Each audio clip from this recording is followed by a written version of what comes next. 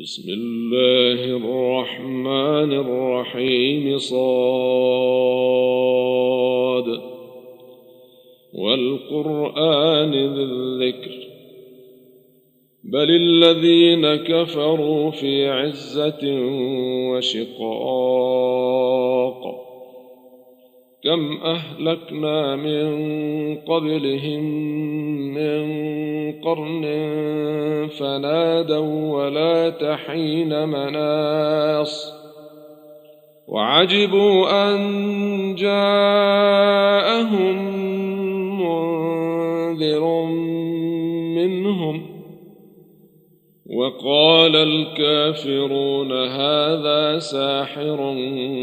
كذاب أجعل الآلهة إلها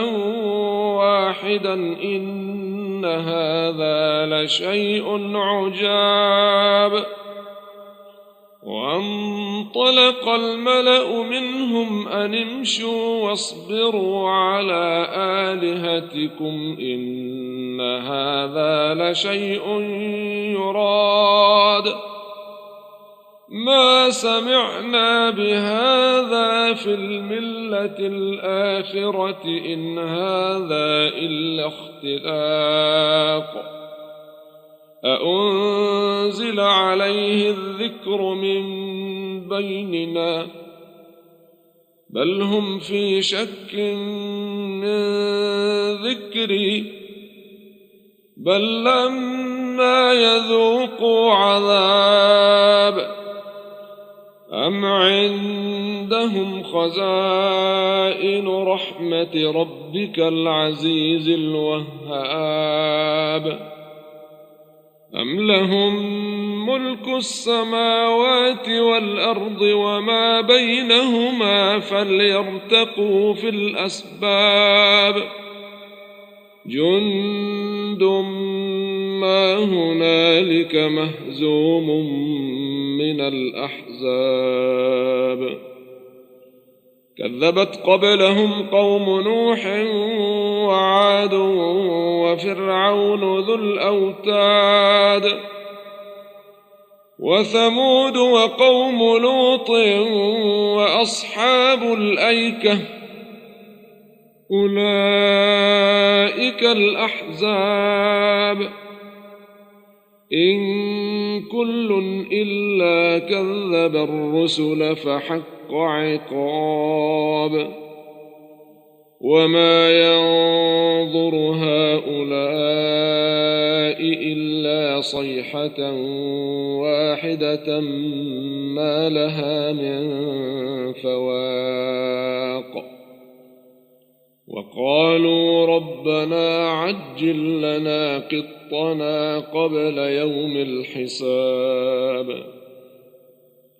اصبر على ما يقولون واذكر عبدنا داود ذا الأيد إنه أواب إنا سخرنا الجبال معه يسبحن بالعشي والإشراق والطير محشورة كل له أواب وشددنا ملكه وآتيناه الحكمة وفصل الخطاب وهل أتاك نبأ الخصم إذ تسوروا المحراب إذ دخلوا على داود ففزع منهم قالوا لا تخف خصمان بغى بعضنا على بعض فاحكم بيننا بالحق ولا تشطط واهدنا إلى سواء الصراط إن هذا أخي له 99 نعجة ولي نعجة واحدة فقال أكفلنيها وعزني في الخطاب قال لقد ظلمك بسؤال نعجتك إلى نعاجه وإن كثيرا من الخلطاء ليبغي بعضهم على بعض إلا الذين آمنوا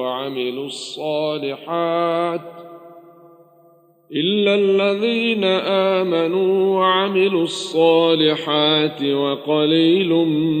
ما هم. وظن داود أنما فتناه فاستغفر ربه وخر راكعا وأناب فغفرنا له ذلك وإن له عندنا لزلفى وحسن مآب. يا داود إنا جعلناك خليفة في الأرض فاحكم بين الناس بالحق ولا تتبع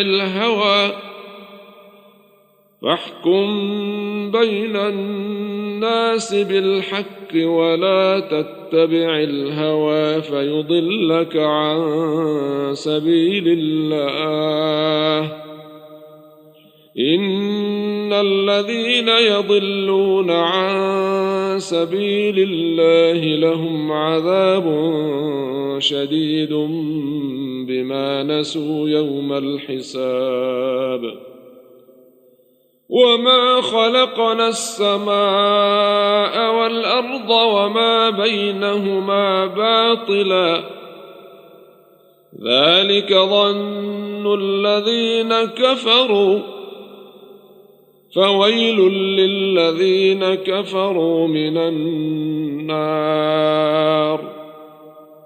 أم نجعل الذين آمنوا وعملوا الصالحات كالمفسدين في الأرض أم نجعل المتقين كالفجار.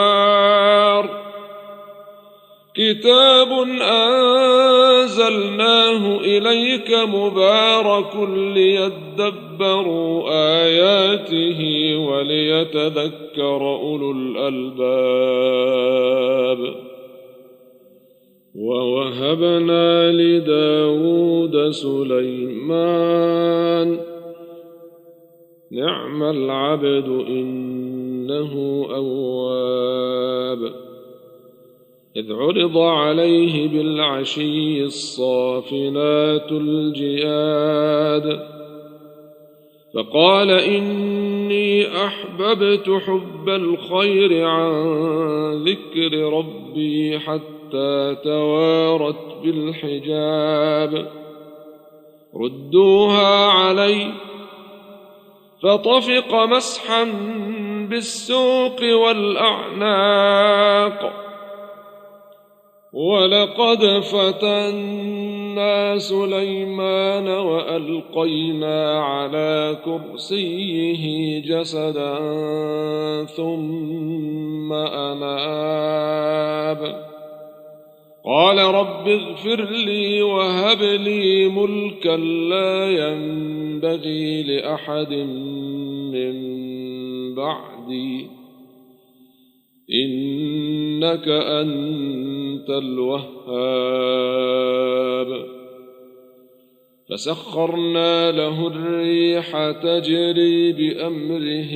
رخاء حيث أصاب والشياطين كل بناء وغواص وآخرين مقرنين في الأصفاد. هذا عطاؤنا فامنن أو أمسك بغير حساب. وإن له عندنا لزلفى وحسن مآب. واذكر عبدنا أيوب إذ نادى ربه أني إني مسني الشيطان بنصب وعذاب اركض برجلك هذا مغتسل بارد وشراب ووهبنا له أهله ومثلهم معهم رحمة منا وذكرى لأولي الألباب وخذ بيدك ضغثا فاضرب به ولا تحنث إنا وجدناه صابرا نعم العبد إنه أواب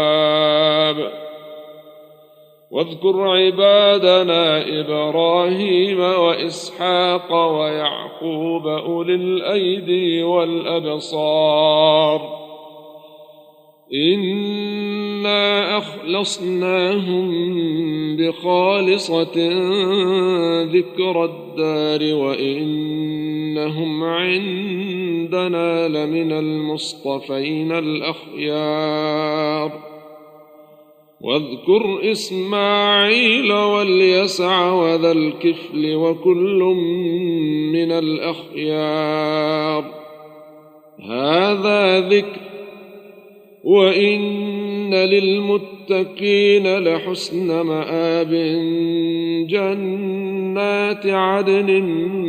مفتحة لهم الأبواب متكئين فيها يدعون فيها بفاكهة كثيرة وشراب وعندهم قاصرات الطرف أتراب هذا ما توعدون ليوم الحساب إن هذا لرزقنا ما له من نفاد هذا وإن للطاغين لشر مآب جهنم يصلونها فبئس المهاد هذا فليذوقوه حميم وغساق وآخر من شكله أزواج هذا فوج مقتحم معكم لا مرحبا بهم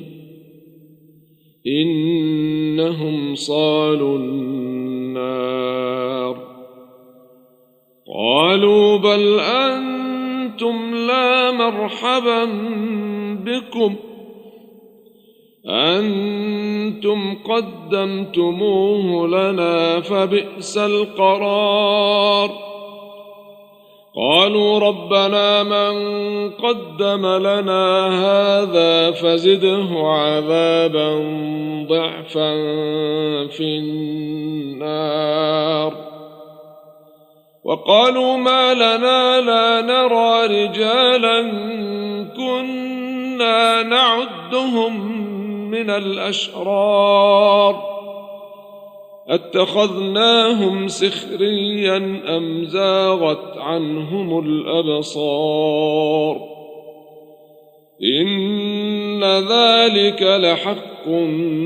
تخاصم أهل النار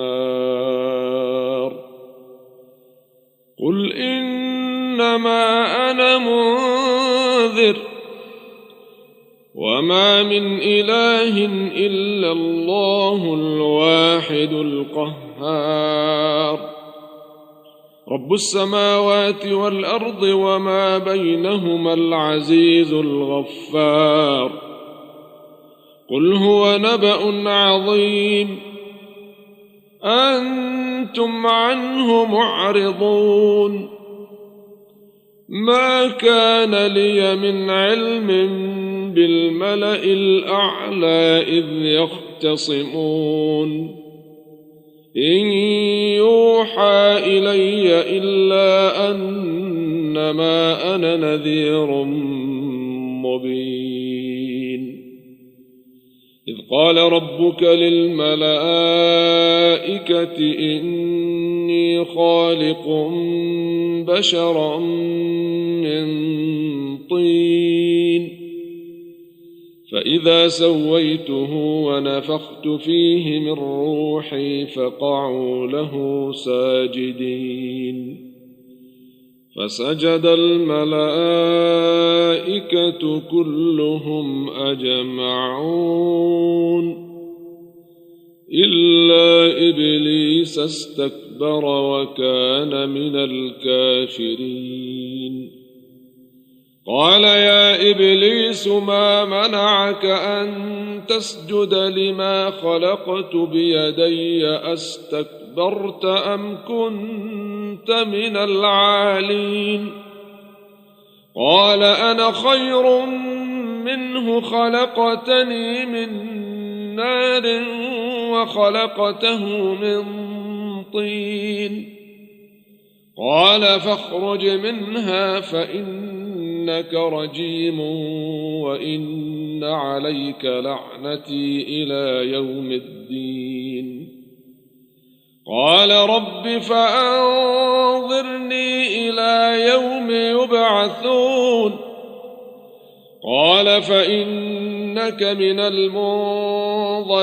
إلى يوم الوقت المعلوم قال فبعزتك لأغوينهم أجمعين إلا عبادك منهم المخلصين قال فالحق والحق أقول لأملأن جهنم منك ومن من تبعك منهم أجمعين قل ما أسألكم عليه من أجر وما أنا من المتكلفين إن هو إلا ذكر للعالمين ولتعلمن نبأه بعد حين